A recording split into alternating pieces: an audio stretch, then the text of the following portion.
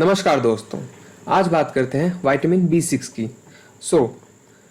Pyridine के 3 pyridine के derivative है जिनको विटामिन B6 में इंक्लूड किया जाता है।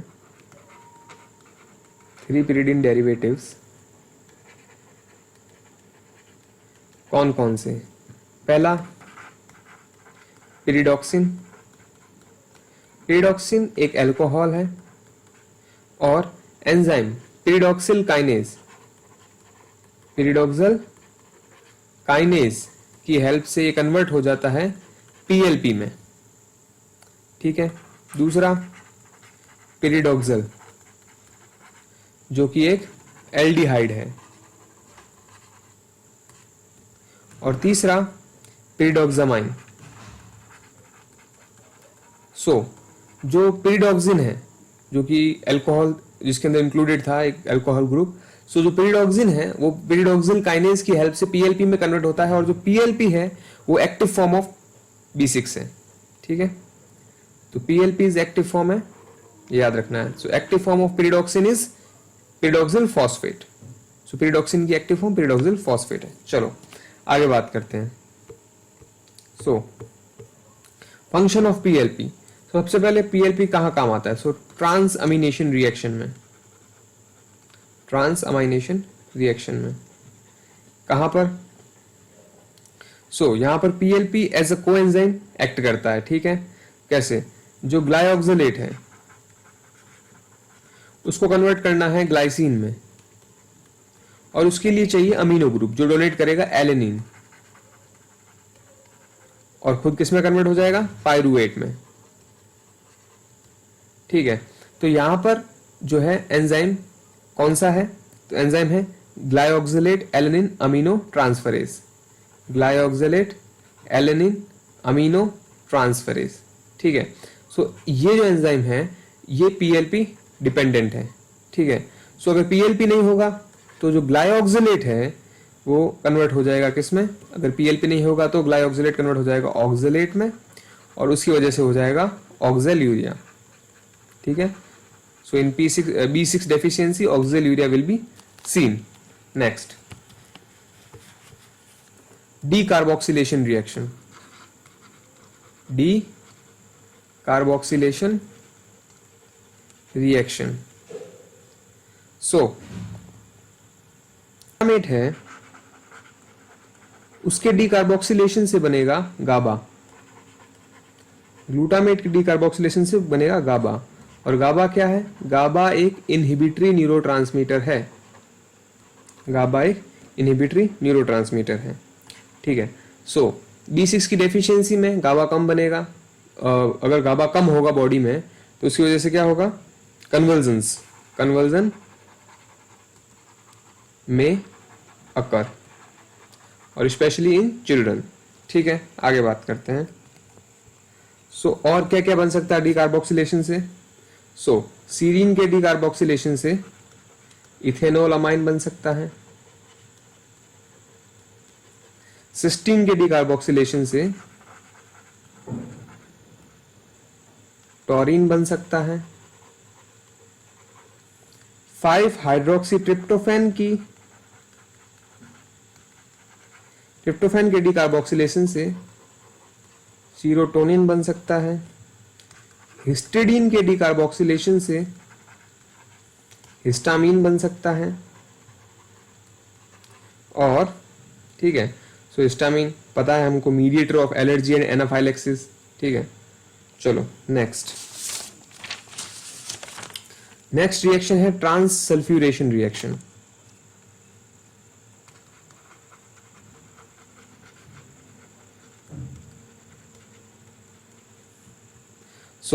Homocysteine plus serine with the help of enzyme cystathionine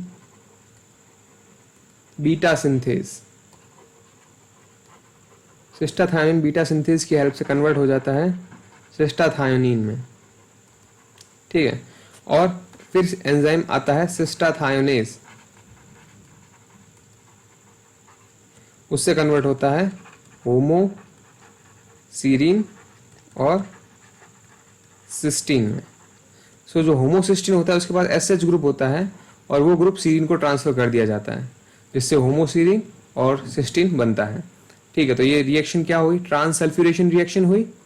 तो इसमें एंजाइम कौन कौन से इन्वॉल्व हुए, सिस्टाथायोनिन, बीटा सिंथेज और सिस्टाथायोनेज, और ये दोनों एंजाइम पीएलपी डिपेंडेंट है। ये दोनों एंजाइम पीएलपी डिपेंडेंट है, इसीलिए अगर B6 की डेफिशिएंसी होगी तो होमोसिस्टीन लेवल बढ़ जाएगा। ठीक है, और उसका लेवल जो है कोरिलेटेड होता है मायोकार्डियल इन्फार्क्शंस के साथ, होमोसिस्टीन का level. Yes, homocysteine it's level is correlated with myocardial infarction.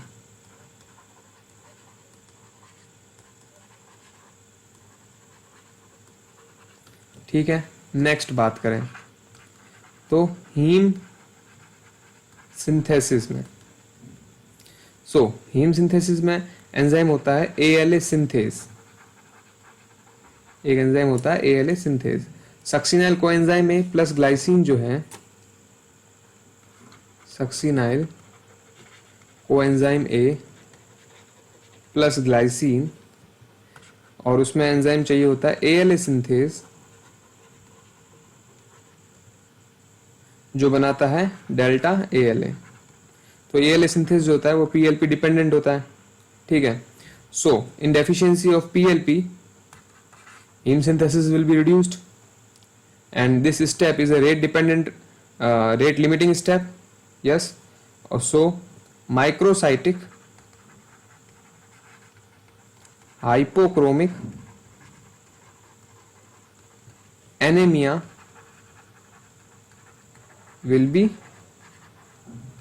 seen. So microcytic hypochromic anemia दिखेगा अगर PLP की डेफिशिएंसी है तो। ठीक है, और बात करें ट्रिप्टोफैन को नियासिन का अंदर कन्वर्ट करना है, तो उसके अंदर एंजाइम कायन यूरिनिएज एंजाइम इनके बीच में स्टेप्स में रिक्वायर्ड होता है। कौन सा एंजाइम, कायन यूरिनिएज। ठीक है, और ये एंजाइम जो है PLP डिपेंडेंट होता है। अगर B6 की डेफिशिएंसी है तो ट्रिप्टोफैन का नियासिन में कन्वर्जन हैम्पर हो जाएगा, ट्रिप्टोफैन नियासिन में कन्वर्ट नहीं हो पाएगा, जिसकी वजह से नियासिन की डेफिशिएंसी हो जाएगी, जिसकी वजह से पहला लाइक सिम्टम दिखेंगे। ठीक है, नेक्स्ट बात करते हैं ग्लाइकोजिनोलाइसिस।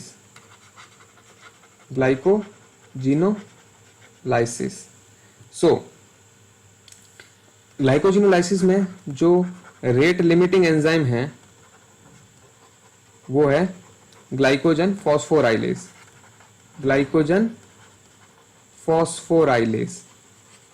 और वो एंजाइम जो है PLP डिपेंडेंट है।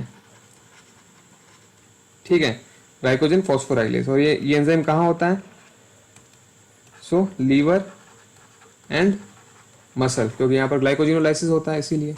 ठीक है, नेक्स्ट बात करते हैं डेफिशिएंसी की। Deficiency manifestations of pyridoxine. Deficiency manifestations of pyridoxine. हमें पता है कि सीरोटोनिन, गाबा, एपिनेफ्रिन, नॉर एड्रेनलिन, इन सब के फॉर्मेशन के अंदर एंजाइम्स जो होते हैं उनको वो PLP डिपेंडेंट होते हैं। अगर इस PLP की डेफिशिएंसी होगी तो ये प्रॉपरली बन नहीं पाएंगे। चाइल्ड के अंदर कन्वर्जन हमको पता है क्यों दिखे थे, गाबा की डेफिशिएंसी वजह से, क्योंकि कार्बोक्सिलेशन हो नहीं पाया था, डीकार्बोक्सिलेशन हो नहीं पाया था, क्योंकि B6 की डेफिशिएंसी थी। ठीक है, तो उसकी वजह से कन्वर्जन्स दिख सकते हैं, convergence in children, specially in children. ठीक है, और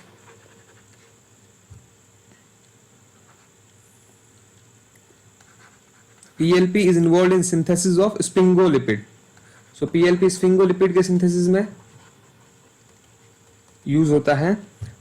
अगर B6 की डेफिशिएंसी होगी ठीक है, तो स्पिंगोलिपिड के फॉर्मेशन में भी पीएलपी का वर्क है। और अगर B6 की डेफिशिएंसी होगी, पीएलपी की डेफिशिएंसी होगी, so there will be demyelination of nerve, demyelination of nerve और पेरिफेरल न्यूराइटिस, और होगा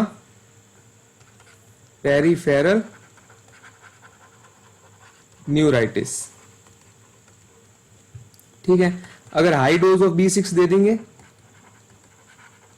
तो ये रिवर्सिबल भी हो सकता है। ठीक है, और पहला अगर लाइक सिम्टम्स तो मैंने कह दिया, क्योंकि ट्रिप्टोफैन नियासिन में कन्वर्ट नहीं हो पाएगा, क्योंकि काइनेस एंजाइम के अंदर B6 की रिक्वायरमेंट होती है। एनीमिया कौन सा, हाइपोक्रोमिक माइक्रोसाइटिक एनीमिया बात कर लिया।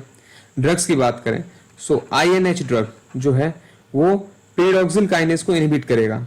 सो पेरिडॉक्सिल काइनेस को इनहिबिट करेगा तो पेरिडॉक्सिन PLB में कन्वर्ट नहीं हो पाएगा, एक्टिव फॉर्म में कन्वर्ट नहीं हो पाएगा। ठीक है, और एक और ड्रग, सेकंड ड्रग की बात करें तो साइक्लोसेरिन, जो साइक्लोसेरिन है वो B6 एंटागोनिस्ट की तरह एक्ट करता है। ठीक है, और तीसरी बात करें इथेनॉल, सो इथेनॉल एसिटाइलडिहाइड में कन्वर्ट हो जाएगा बॉडी में, और एसिटाइलडिहाइड B6 को इनहिबिट करेगा। सो इसकी वजह से न्यूराइटिस, B6 डेफिशिएंसी न्यूराइटिस दिखेगा अल्कोहलिक्स के अंदर। ठीक है, that's why B6 deficiency neuritis is common in alcoholics, is common in alcoholics। ठीक है, अब बात करते हैं सोर्सेज की।